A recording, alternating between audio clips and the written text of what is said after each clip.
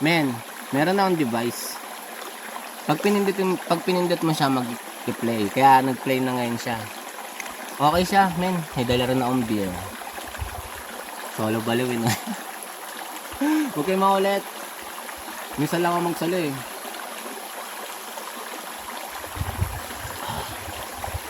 Huwag kayo mag-alala par. Ako bantayan ng earth dito.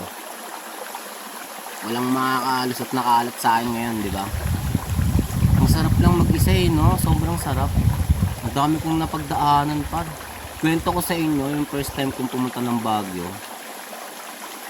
Ano ako nun par? Painante ako ng gulay nun.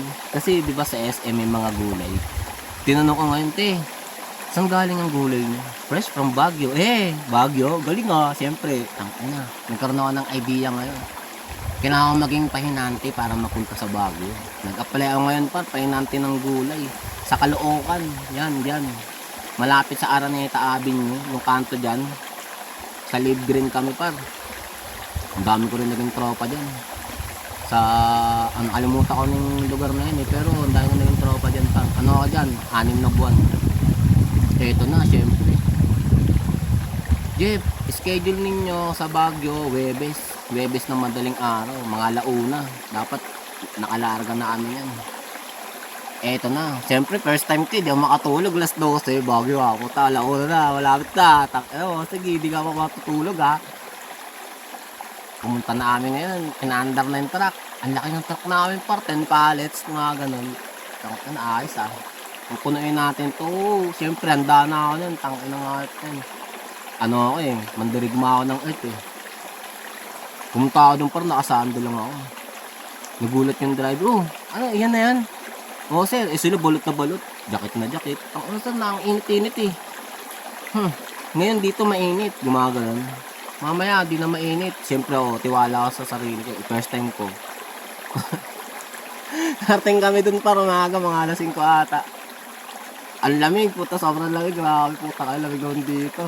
Hinig ako eh, tang-inang yan. Siyempre, kainaan ko yung lamig eh. Hindi ako bumababa ng truck kasi dun yung makina mainit eh. Reveal, ano na? But sir, yung kasama mo dun naghahakot na, tang-inang, 100 crates ng kamatis yun. Ayun siya sabi ko sa inyo eh, nilalamig kayo. Siyempre, kumilos na ako, kilos ako. Pag kinilusan mo pala dun par, hindi ka lalamigin, siyempre papapawisan ko. Masarap pala kumilos-kilos dun. Doon ko nakita yung mga yung mga igorot, yung mga natin, locals natin dun. Ang gaganda. Parang mga K-pop, yung mga itsura par, mga Korea. Ang gaganda, sabi ko, tutulala na lang ako, nagbubuhat to ng carrots, ang bigat. Ang ganda-ganda, parang siyempre, na culture sa ako, siyempre. Pero, nirespeto ko silang lahat. Wala silang pakialam, yung mga kukon nila madudin. Siyempre, naniwanaan natin yun. Ibang tao, makakita mga ganon. Iyak, siyempre ako, gago, part ng work yan. Siyempre, yung trip nila eh. Pag hindi nilang kinilusan yan, hindi yan di ngayon, ganon. Napunta ako sa ganon, masipag sila. Sumabay ako ngayon. Tuntawa ako, siyempre, napuno naman yung truck eh. Punta ako CR ngayon par, yung drum doon, punong-puno ng tubig. Yung dulo nun par, nag-yelo na, ganito kanipis yung flakes na yelo. Biro ko nga yung crack. Paano ako mag-ilamos nito, lamig. Wala lang. Forma ko pa, West Calentong, nakasando lang na ganito lang. Merong rugby boy, pengi. Naalala ko lang yung mga tarantuduhan ko dati. Tapos yun, syempre. Natanggal ako doon, hindi ako pumasok, iniwanan ako sa Baguio par. Ayun yun, nangyari nun, tanggal yun. Away-away kami nun. Yung driver kasi, kinuntsaba yung isang painante kasi nga natanggal yun eh. Ako kasi, bago lang ako, siyempre mabagal ako. Kung baga nababagalan, siyempre, di ko nang alam yung mga diskarte na yun. Kinuha niya ngayon yung dating painante. Nasaan yung budget par, niya iniwanan, pagising ko ma'am, text agad ako eh. Wala na yung truck, iniwanan na ako gagi. Nasaan na sila? Ewan ko ma'am. Yung budget, nasa akin. Ewan ko sa kanila. Ginawa ko nung par, nag-skateboard ako na sa Caloocan. Putang trasher ako talaga nun. Talagang pangs na ako nun eh. Nakita ko na stairs nun. 3 stairs ata yun. Siyempre, pahitang gilas ako. Inulihan ko muna. Okay, naulihan ko. Ginawa ko yung hill flip.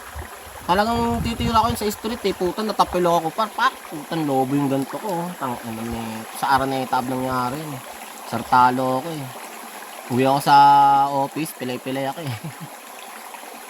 Pag-uwi ko doon, Reveal, asan na yung pondo? Nasa akin.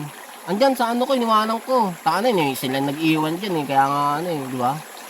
Taka na, nung oras, alas 8, nakarating sila dun, hapon na. Siyempre, di ba pinagalitan, nalaman ng office na ano eh, na gano'n nangyari. O ba't ka naman napili, Reveal? Eh sir, wala naman akong gagawin. Kaya ang ginawa ko, nag-skateboard ako. Ang malas ko nga lang, natapilok ako sir eh. Di mo na mapasok sir, mga isang buwan, tinan mo nga, lobo. Galit sa akin. Galit sa akin may ano pa niya eh. Yung may ano pa niya ng pa-incheck. Amoy chonky lagi. Pag dumating yun, amoy chonky. Sabi, ito, lasang tama lagi na ito. Sana all ka na lang eh. Nandun siya sa garden, yun siya. Tapos nangangamoy chonky. Siyempre, kunwari, punas-punas na eh. Siyempre, pag stoner ka, maaamoy mo yun eh. Ahas dito ah. Tutropahin mo nga ito, sir. Kaso nga lang, sir, ano eh. Masyadong ayaw niya talaga sa mga bataan niya. Professional kasi yun, Chinese kasi yun. Kumaga naiintindihan ko siya, sige sir, pero naaamoy niya rin, di ba, puta. Ako pa ba, marami akong connect dun, mga tricycle driver doon. Para kasi nga ako, etneb lang muna. Ang ano mo, walang etneb dito, gago. Si Kwenta nun dati, malaki pa eh. O sige, tapuin na lang. Ano mo, kukuha ko pa ng isang load, sindihan na namin. Shoutout sa lahat ng naging tropa ko dyan sa Caloocan, men. Ingat kayo palagi ha. Sige na, dito mo na sa nature. Wala lang, naalala ko lang. Sarap mag-isa eh, no? Nare-reminisce mo lahat. Yun lang yun. Pipindutin ko ngayon to, mag-i-stop. Yun lang yan. Stop.